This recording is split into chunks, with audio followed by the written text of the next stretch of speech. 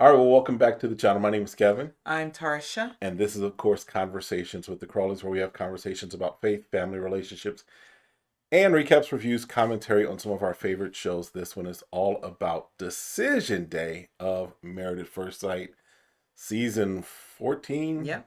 Boston edition, or as we are calling it, the return of Basic Girl. All right. So if this is content that you enjoy, you know what to do. Hit that subscribe button, hit the like, request notifications, And share. and we will see you in the comments. You slipping. I'm thinking about it. All right. So we're at the end of this season. They're making their decisions. Of course, we started with 5 couples. There are only 4 couples left. And they're making their decisions. So we kick off with Michael and Jasmina, who come in. He got a nice suit on, coming in looking sharp. She got a nice outfit on. They coming in, and they kind of talk about, of course, what we've talked about throughout the entire time, as far as just their communication was real shaky, real rocky at first, but they started to really gel, at least on a ability to communicate and interact level, right? Create a good friendship. Right. But the romance wasn't there. There was no spark, no fire, no They smoke. they Was there homies, but smoke? they homie friends, but they ain't homie lover friends, right? Right? No Uh, Netflix and chill. mm-mm. I'm like, dang. So long story short, of course, he's talking, and there comes up this topic about, again, the intimacy, and she tells about how she woke up one morning and his hand was on the cakes. His hand was on the booty. And, of course, they're like, okay, so how did that make you feel? Right. What's going on? Are you good with that? And she was like, well, I didn't ask him to move. I didn't say what's going on. Right. She's like, I didn't do any of that stuff.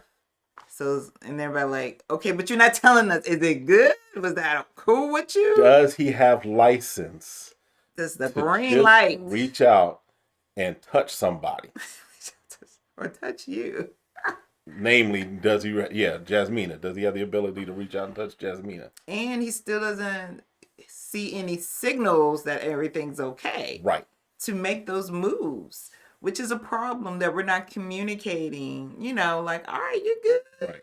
Or you're not good, or whatever, or reciprocating, right? So if you get a tap on the booty, you give like a kiss or a cuddle or something like, you're good, man. Let a brother know. Right. So after all that, And trying to figure out, and because I told you, I was like, he should have played it like, look, I was dreaming about it, so maybe, if I can't touch it in real life, it maybe in my dreams, and it just came out that way. Dr. Pepper's like, are we on the booty train? Can someone be on the booty train? Y'all want to be on the booty train. But Pastor Cal was like, I understand, bro. I got you. She don't understand.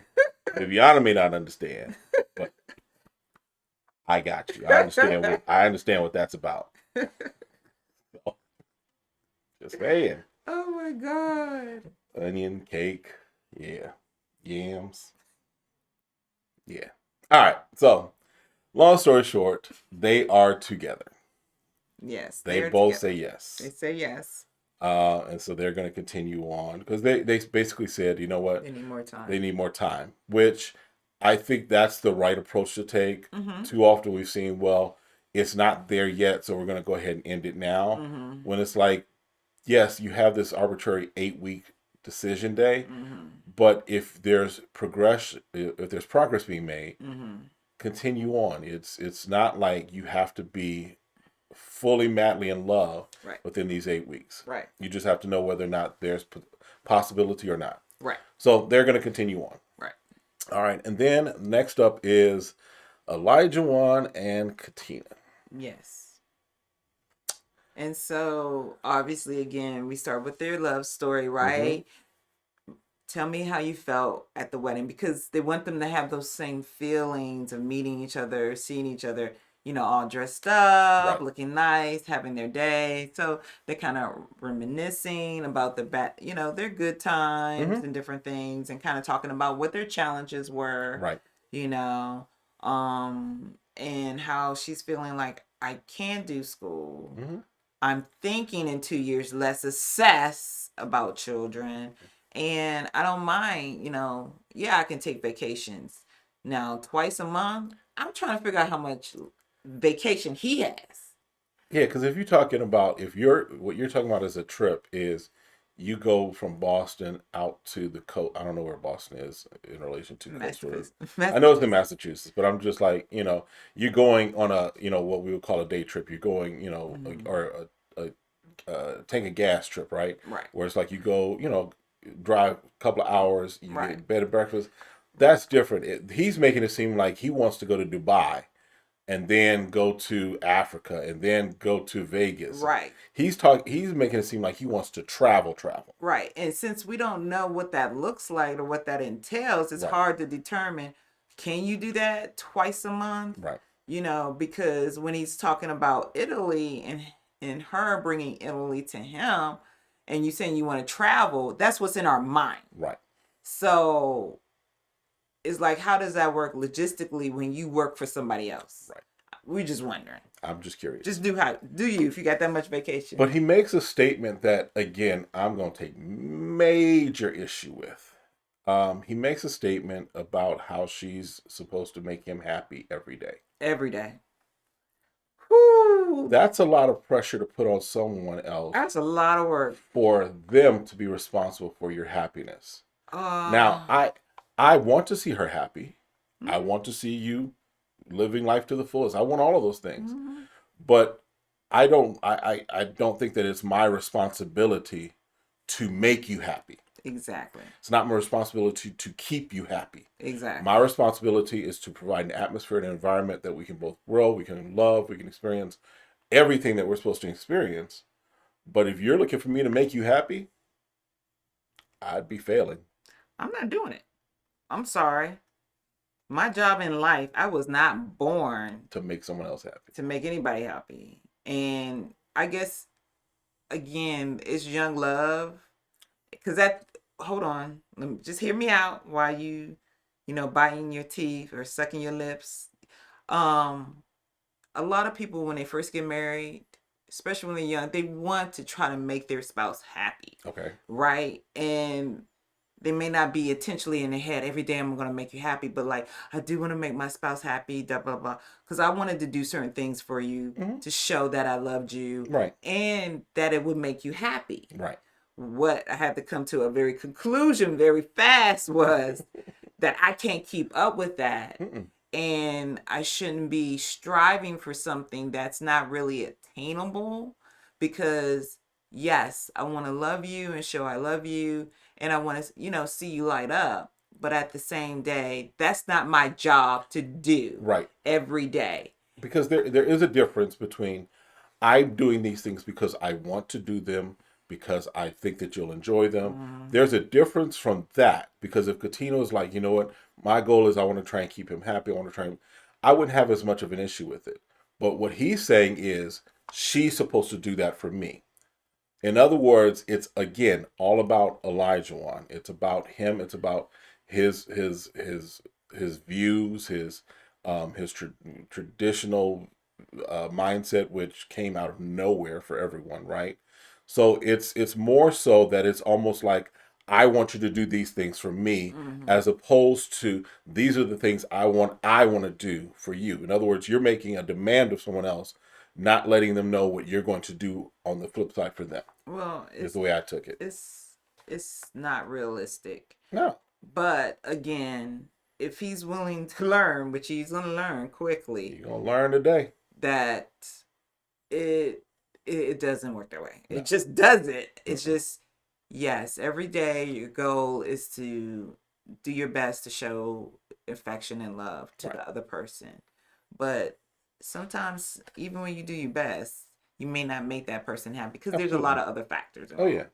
But obviously, at the end of it, They are together. They choose to stay They choose together. to stay together. She makes her statement, it's pretty clear cut that she enjoys the time, Right.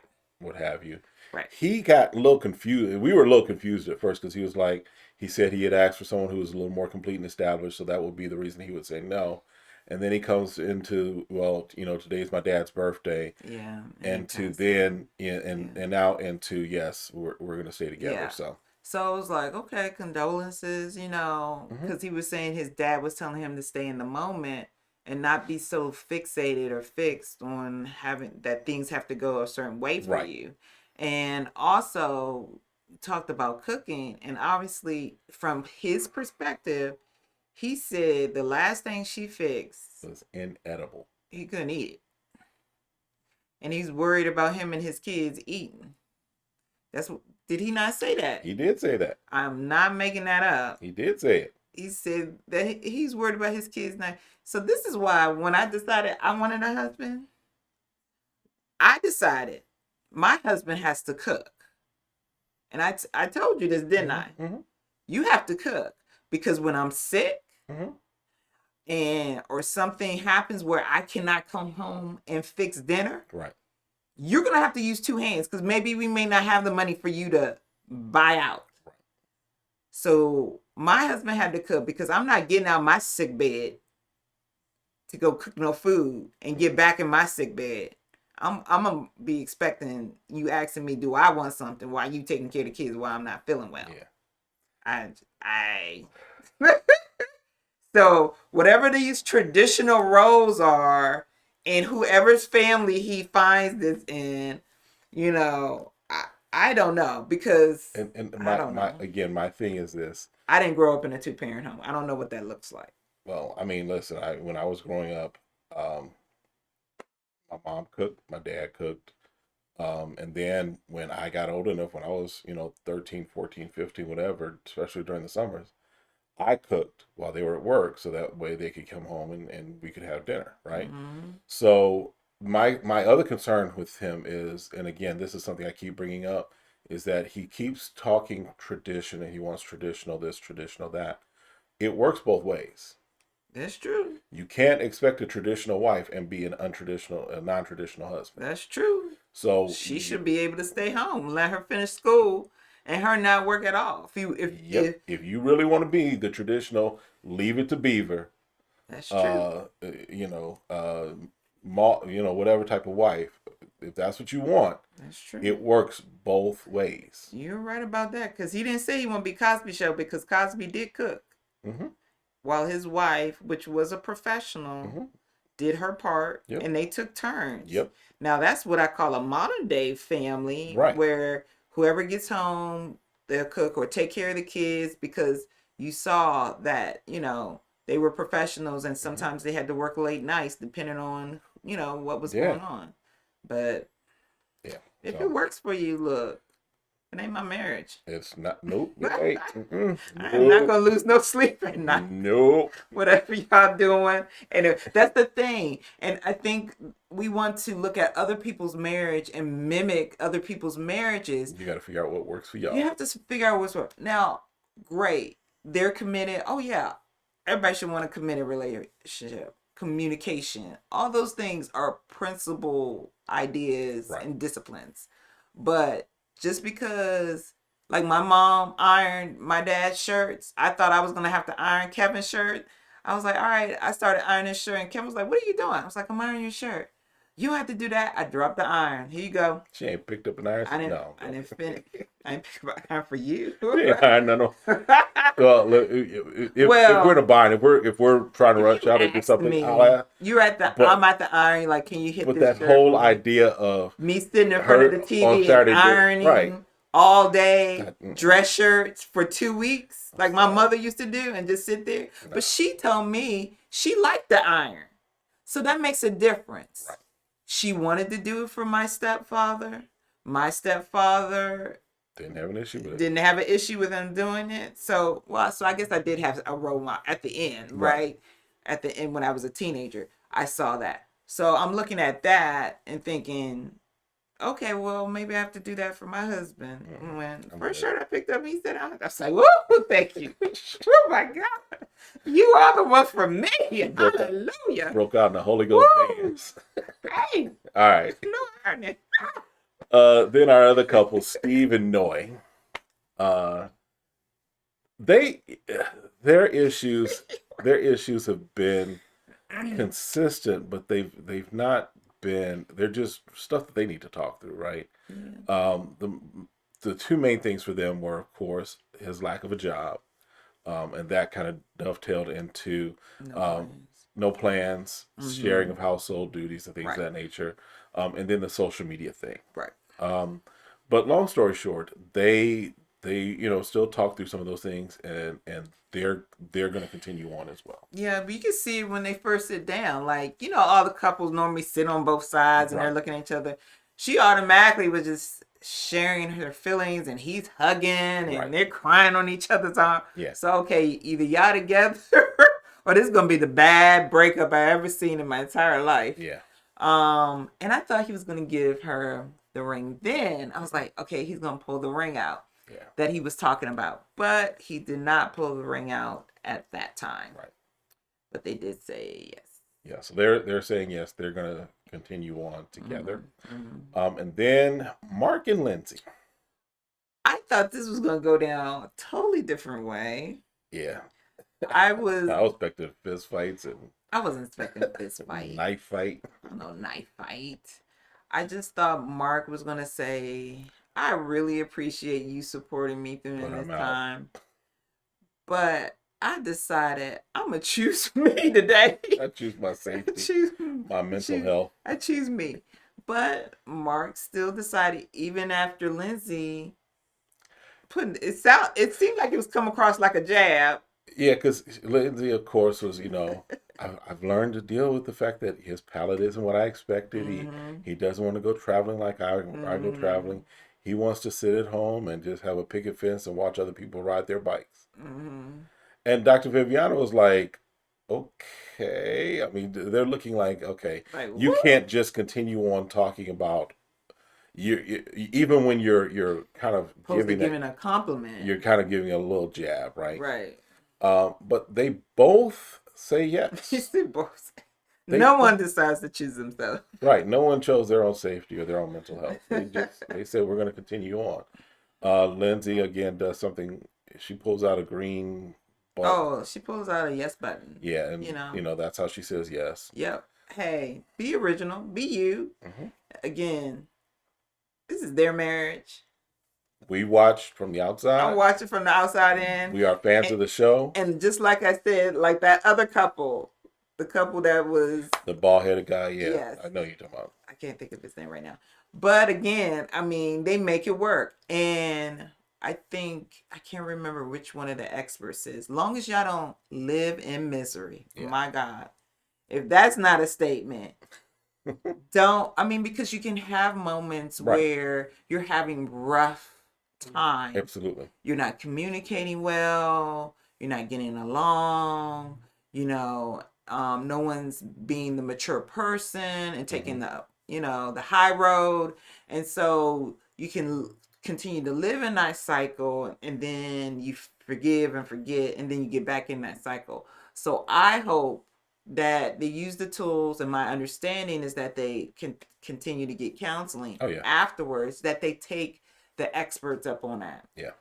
So 4 out of the 4 couples that were left are staying together. Yeah. I feel like that's some very high odds, at least on decision day. Right. Decision day come up, because then, they're cleaning up their places and talking, and then they get together to find out what's doing. So all of the couples get together, and then Chris, who was matched with Basic Girl, Chris shows up, and they're like, hey, what's up? And then Alyssa, Basic Girl, comes in, and she's, hi everyone. And, they show her some love, what have you. Some of them do. Lindsay is looking at her like, side-eyed. She ain't even side-eyed her, like, whatever. So, they catch up. Basic Girl is like, this is just so difficult for me, but I'm doing okay. Chris is like, I'm started dating. I don't have the stress of trying to figure out what's going on and living up to basic expectations. I'm good. He's like, I'm pushing through. He like Life is good. he's like I'm back to normal. there's women that are checking for me, so Right, and I'm I'm good. checking for them. So, which is good. Yeah. I hope Chris well in his journey on finding love and knowing his value, and that you don't have to chase after nobody. Yeah. It'll come. So then we start getting the updates. So Elijah Wan and Katina have finally consummated their marriage as well, Yes. which I'll give him credit for. He the reason that he held off was because of his background, who he was, and wanted to make sure that they had a good chance of lasting. So I'll give him absolute credit for that. If that's something you know could be a struggle for you, and you want to make sure that you guys grew together as a couple, cool. Well, yeah, because it's trying to do something different. Right. When everything else was so superficial, and you're saying that I really want this to work and work in my marriage, and it takes a lot of courage to do that. So I do for both of them, right? I know it had to been hard for her sometimes too. Anytime you have to keep a commitment like that, sex is like crack. My God. Woo! When you start getting it on a regular and you don't get it, my goodness. So, and then you're in bed beside each other. So, kudos for them. I'm so glad they were able to make it. Absolutely. And then Jasmina and Michael are still together as of that portion. Yes. They have chosen, however, to live separately. That's a red flag. Yes. You already have problems of committing intimacy. Right. You're not afraid. Like, you guys are, even if they say, like, I'm going to still lease out my place, and then you keep yours or whatever. I mean, you have to do a lot of work. Right. Like, intentionally, like, I'll come over your house at night, every night. Like, we have to physically see each other because that's where our problem is. Right. Because right now we're not having any touch, but yet we're not even creating intimacy with our speech. Right. And so I feel that could be a red flag because they had not had any chemistry physically. So yeah, that's a little concerning for me. So hopefully they are strategic and intentional about it. Yeah. But I that's the one thing that I'm like, yeah. And I understand trying to give up space when you got a certain amount of money going this way because cameras stop rolling, people stop paying for stuff. True. And so, but I mean, here's the thing: you were paying for it before, right?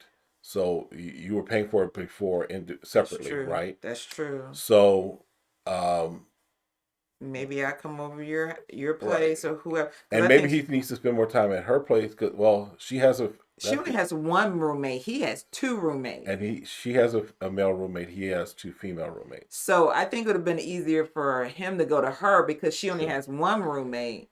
And in all honesty, it probably would be better if they just went ahead and just found their own place. But again, at the very minimum, we have to make a very good strategic plan. Like every night we're going to have dinner together. Right.